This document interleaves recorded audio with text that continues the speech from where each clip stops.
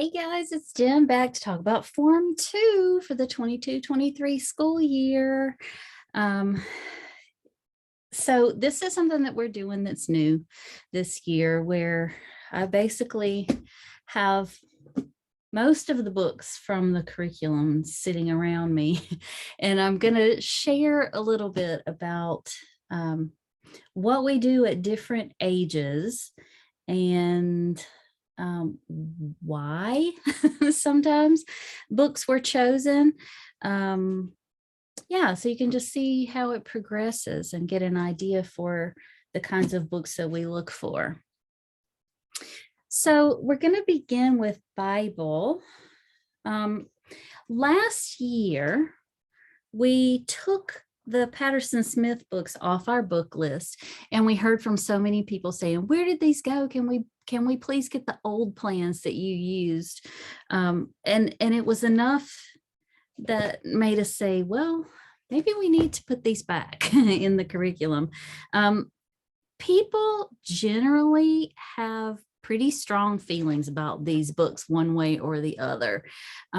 They are written by an Anglican priest, and they are pretty old. So there's some, for example, excavations that were happening during his time that, of course, are done now, and more stuff has been done now. And so parts of it are a little bit out of date, but the way he tells stories and weaves ideas, it gives you a different perspective, and it makes you think about things in ways that maybe you hadn't thought about them before. You might not agree with all of his theology, and that's perfectly fine. But I think there's enough of value in these books, particularly with the way they're used in the curriculum, that you really need them. And so this year we're working on on Joshua and the Judges and the Highlands of Galilee, so Old Testament and New Testament. So basically, there are lessons in here that have the scripture referenced there. So part of it is him telling a story. Part of it is him kind of putting skin on some biblical characters. But we don't really read, we don't assign any reading from these for you to actually read with your kids. They are completely 100% for parent and teacher preparation. You read these, and whatever ideas you feel are appropriate to share with your kids, you get to share with your kids. And if that means reading parts of it, that's fine. If it means you at least get to keep up with the chronology and understand why we're skipping around in the Bible and it's not going, through one book at a time. It's because these events are put into chronological order in this book, the way they happened. So we feel like there's enough of value here that that everybody should own these. But if you don't want to use those as your commentary, we also recommend, this is the study Bible that our students start reading in middle school, but you can go ahead and get it for your elementary school kids and read from it. It comes in several different translations. Then this one's NIV, but you can probably find it in the translation of your choice.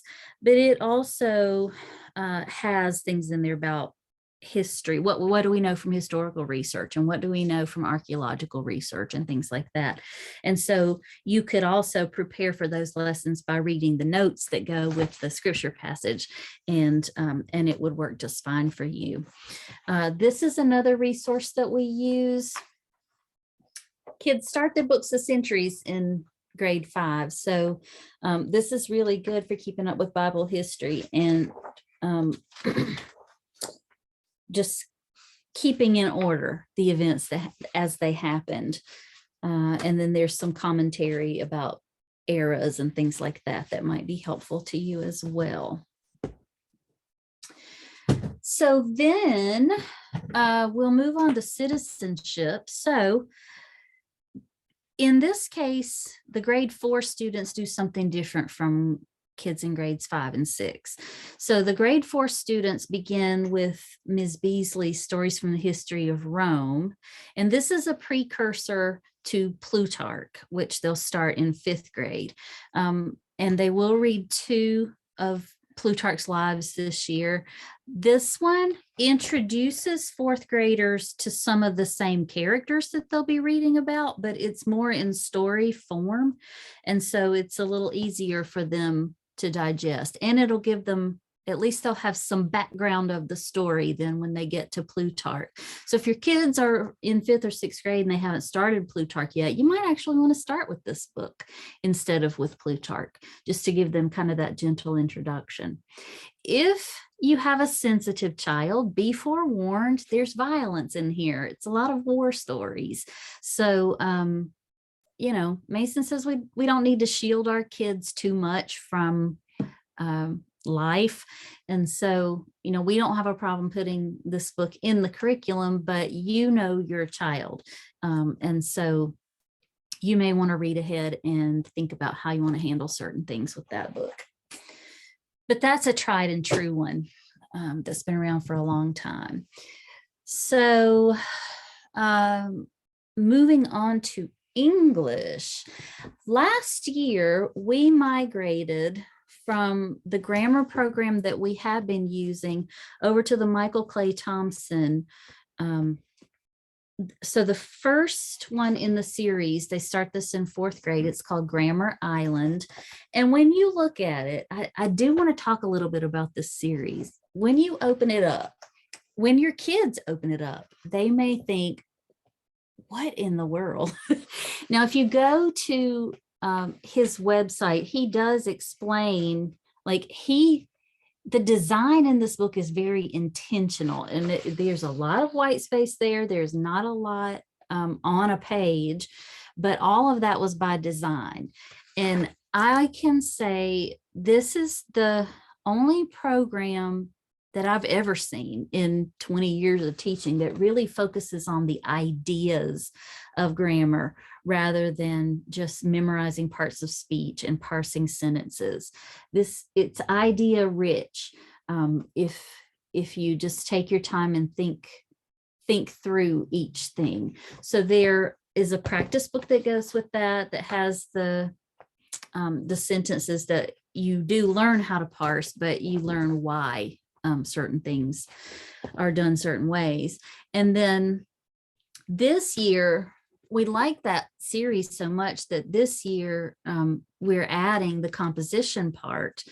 Now, some of you may remember from Mason's volumes that when she talks about composition lessons, basically she says we don't teach, or we don't have composition lessons in the volume. She says that, but if you look in the programs and you look at the grammar books that she was using, the composition information was in those grammar books. And so we have tried to find things that do similar things along a similar timeline. It's not perfectly aligned with hers, but we feel good about it. We feel like it's age appropriate. And I really like the way Michael Clay Thompson integrates grammar knowledge with composition, because that's why you learn grammar, so that you can communicate effectively. And so this first one, it's all about what makes a good sentence. And then they move from sentences in the next level to paragraphs. And then in the 3rd level, they move to essays. And so we will have some instruction in those. It's not format writing though. It's the name composition lessons. I feel like it's almost misleading. It doesn't look like anything I've ever seen before. I really like it. So that is grammar and composition. For geography, let me show you what we use for geography in Form 2. I'll have to share my screen in order for you to see it because it's not in print. This is an issue that is ongoing.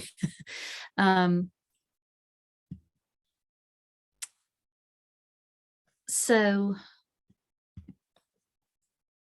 this book sort of mimics the way Mason's geography books were written, where, you take a trip, through Europe and around the Mediterranean, down through Africa, and you just learn about regions, and they zero in, or they focus on a particular place that is representative of that region.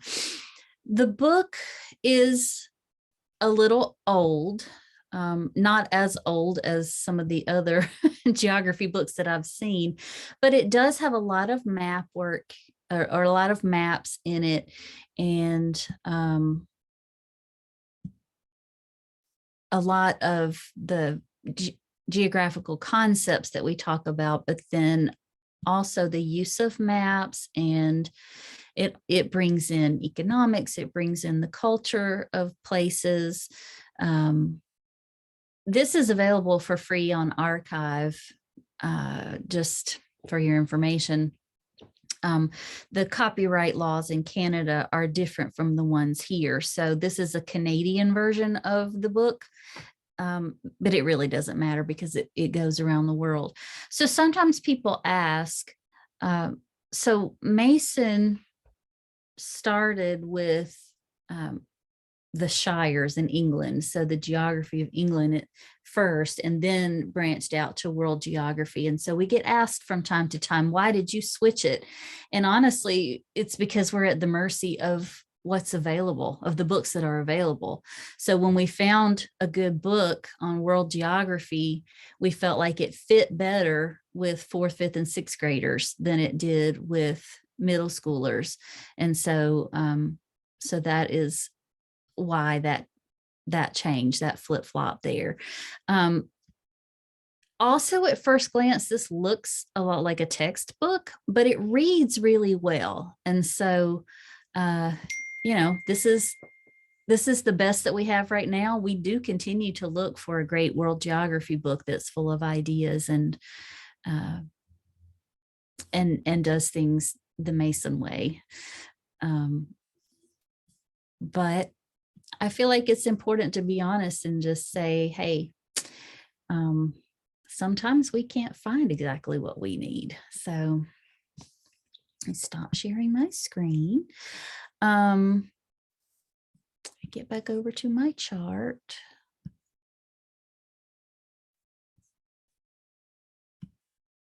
Sorry about that. I couldn't really tell what you guys were seeing. So, yeah. So map work, geography drills.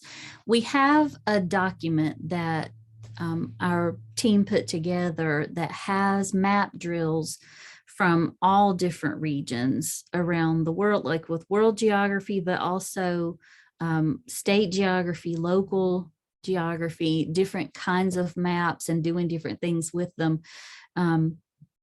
And we encourage you to correlate that with whatever you're reading. So if you're reading about Holland in your geography, then, use that part of the map drills document. They don't have to be done in order.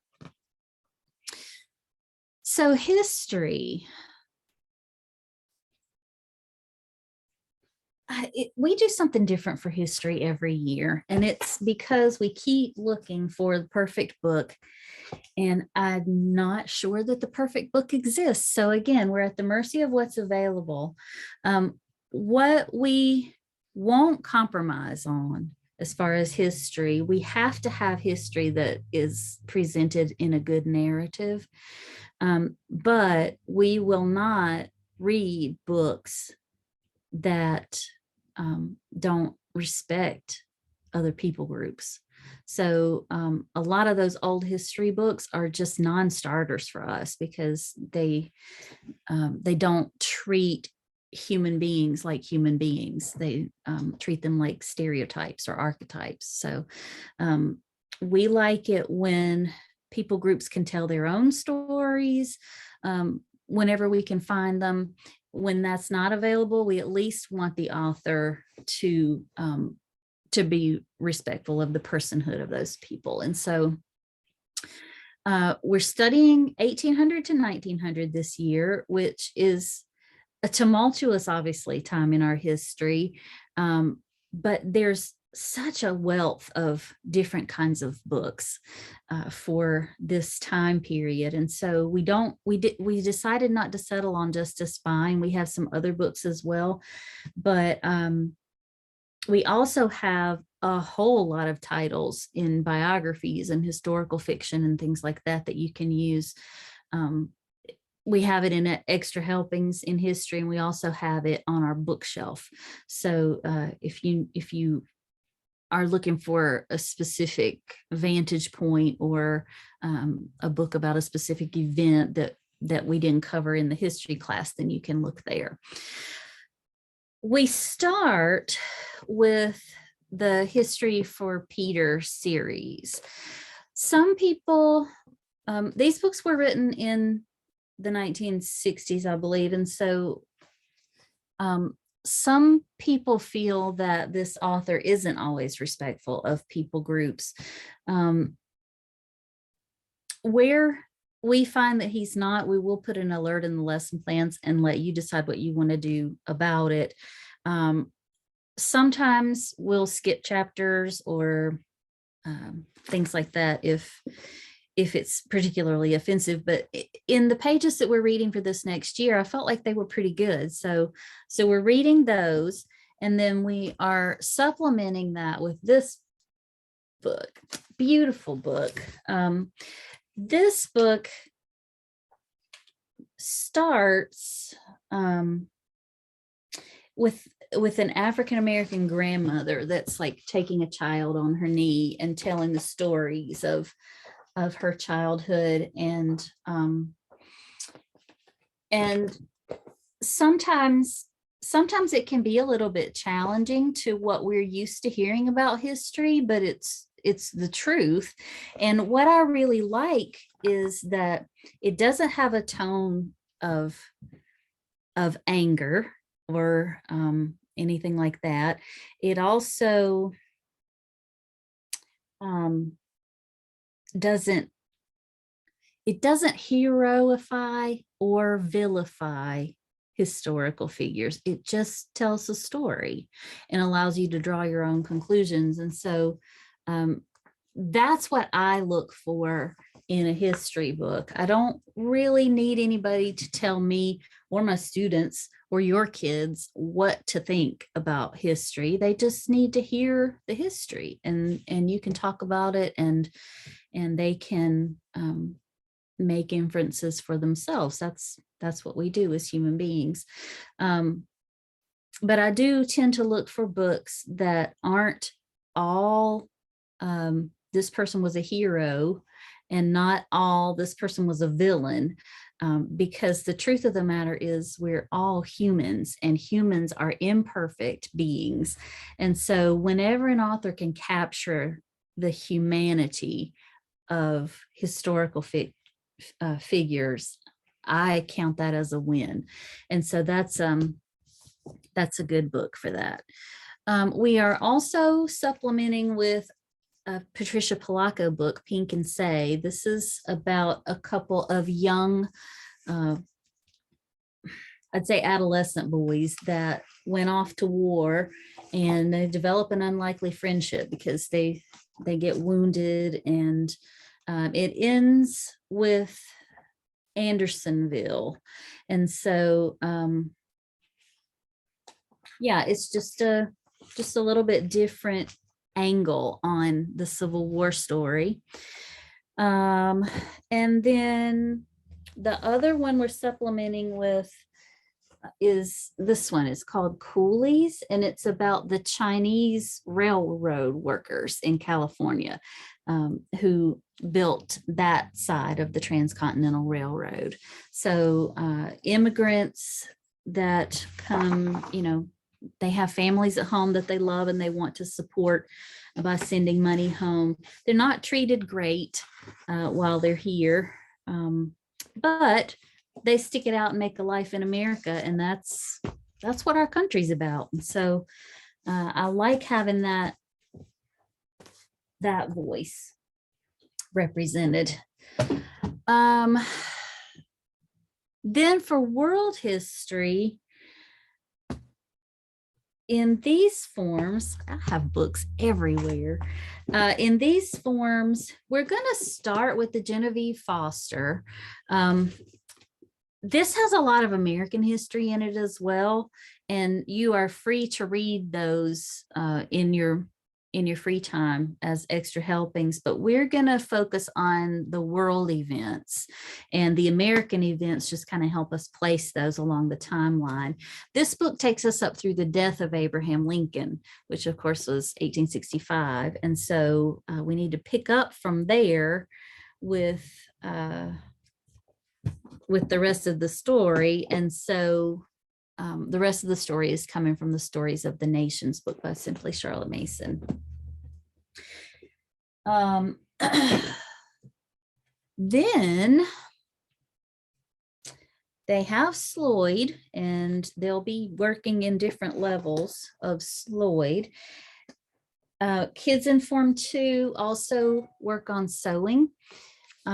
This book is the second sewing book that is in our curriculum. If your child is new to sewing, you might want to look at the one for Form 1, which is called Sewing School. This one has a little more complex projects.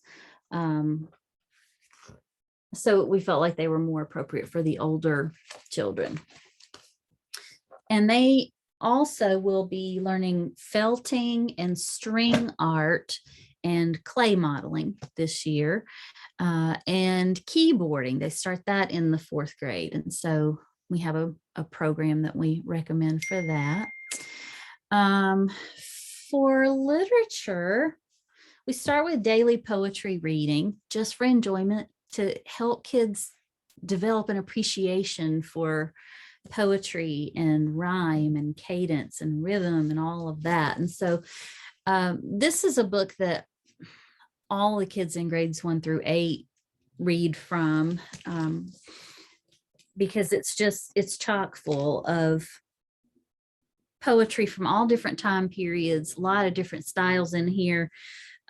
But they are sorted according to topic. So like there's family poems, and there's play poems, and there's nature poems and things like that.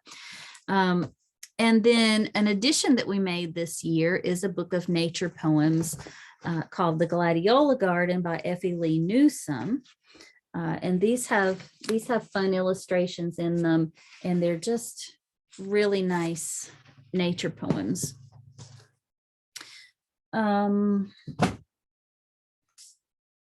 So in the 2nd and 3rd grade, they read Greek mythology. In the 4th grade, they start with Norse mythology. And then in 5th and 6th grade, they do world mythology with Bullfinch. And so, they read like the stories from India, and it's not all Greek and Roman. It's a lot of different kinds of mythology. So these are, when you talk about knowledge of man, like these are man's stories, different cultures, the originals, the old stories of mankind in different places around the world. Also, we include historical fiction, and just want to check something real quick. Yes, I wanted to make sure I was going to tell you right that that grades 4, 5, and 6 will be reading the same books. They will. So one of them is this one, Bold Journey West with Lewis and Clark. It's a newer book.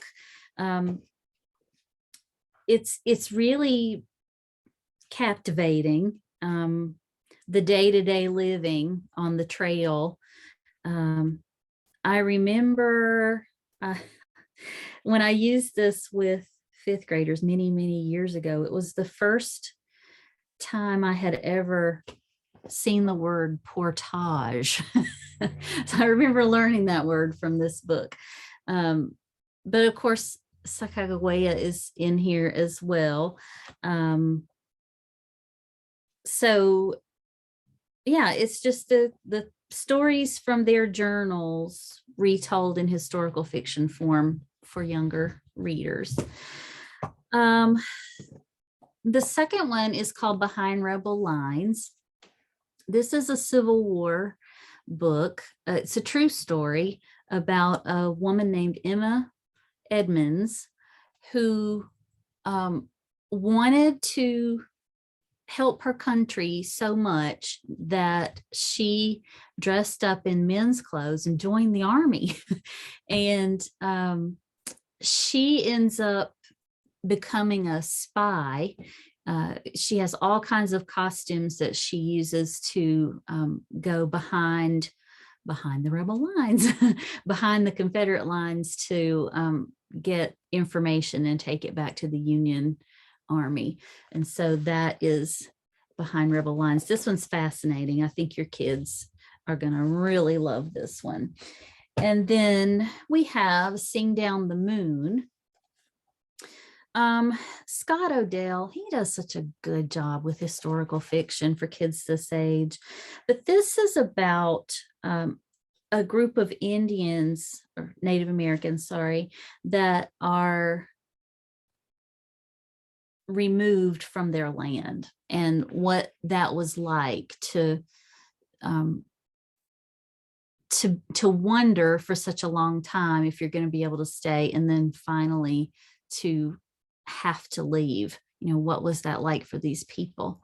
So that's a good one.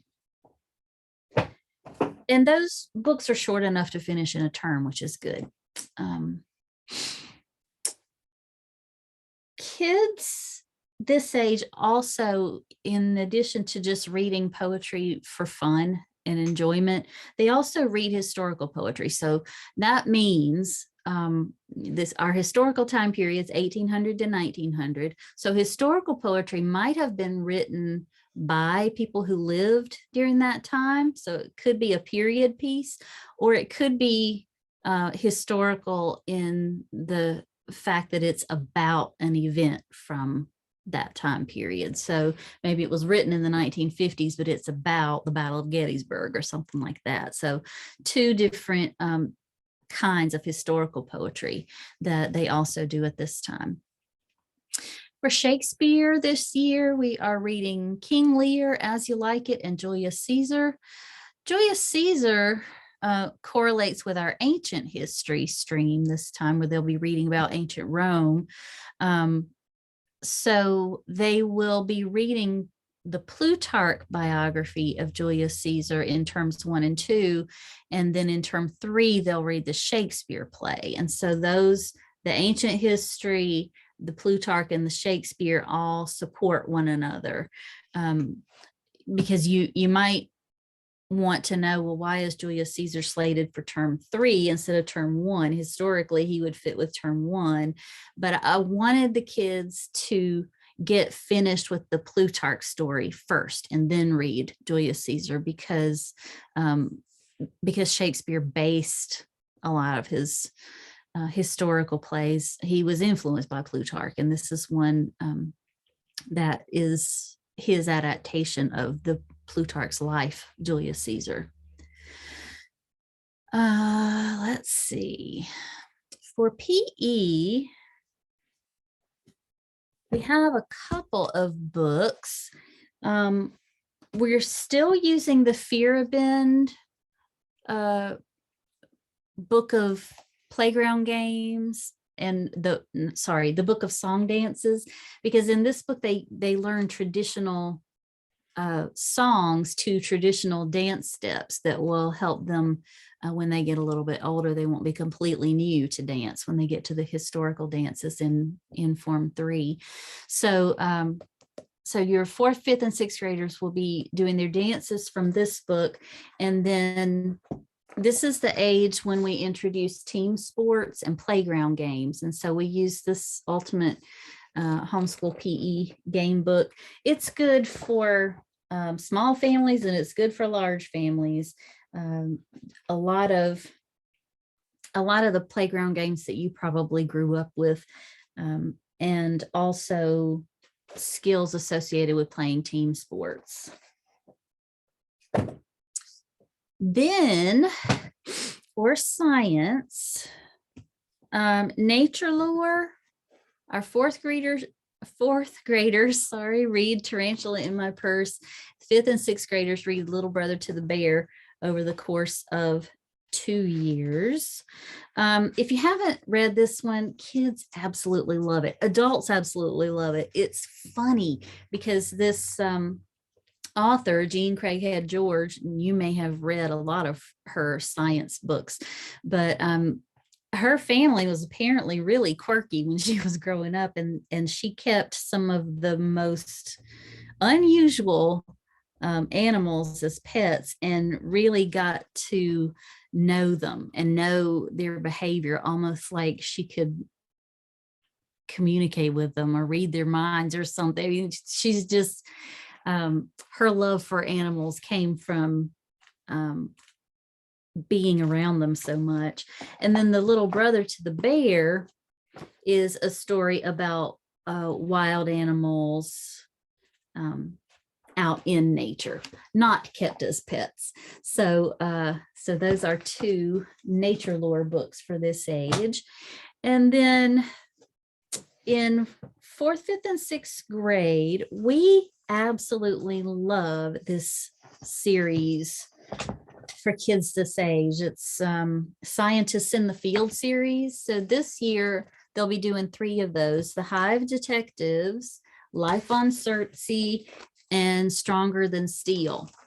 So what I love about these is that, number one, you get to meet a scientist and find out what the scientist does and how the scientist thinks. And that's really what we're after with science, is teaching kids how to think like a scientist, and seeing how science is useful in our everyday lives. And so The Hive Detectives has chemistry labs actually with it.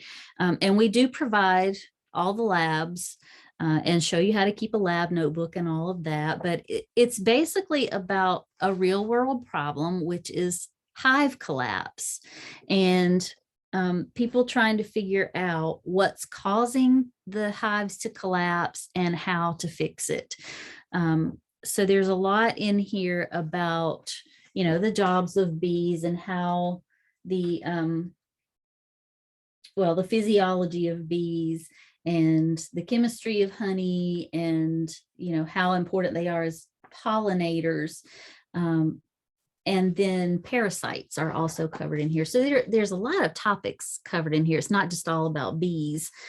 Life on Surtsey is a really interesting one because this is a volcanic island that just appeared in recent history. And so it was kind of a virgin land. And so scientists got to see, okay, so in this brand new piece of land, how is life going to take form? How's it going to take root? And so that's what this book is about, going from a place that just rose out of the ocean to a place where there are plants and animals, and figuring out how they got there and how they're going to survive there in that new place. So that is a really interesting one. And then this one, Stronger Than Steel, this one is about the fibers that make up spider silk. So there's a bit in here about DNA. So kids will do some labs, extracting DNA, doing some labs on DNA. And then the use in the real world comes in. Biomimicry is a big thing in science, where scientists look at the animals and plants in nature that do something the best, and they try to learn the lessons from it and mimic those things in products. And so this spider silk is actually giving scientists ideas about how to improve things like bulletproof vests. This is one of the strongest materials that there is, spider silk, and it's flexible. So, they use it in things like sutures and parachute ropes and things like that. Genetics will be in here. Yeah, so yeah, I'll just open it. I'll show you a few of the pictures. It has really good pictures in it as well.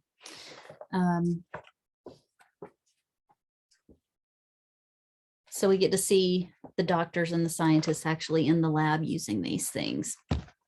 These are also really narrative as well. So they tick all our boxes. We love these books.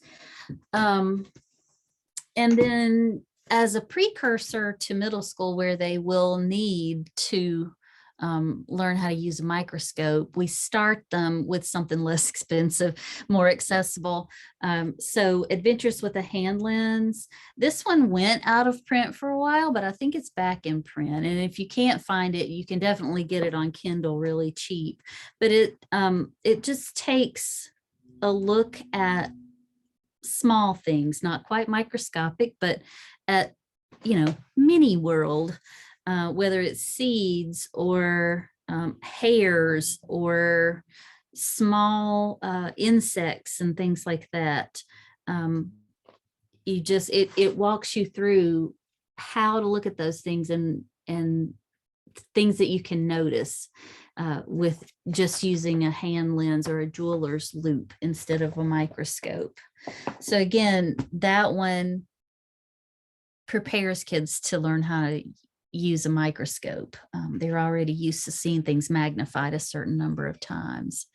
And then the last one, which I don't have with me right now, is called A World in a Drop of Water. And that is one where, again, it's about microorganisms that live in pond water. So that's what that one's about. So that is pretty much a synopsis of Form 2, which is grades 4 through 6. So I hope that you have enjoyed this and that you are excited about the books that your kids are going to be reading next year. I think it's going to be a good one. Thanks.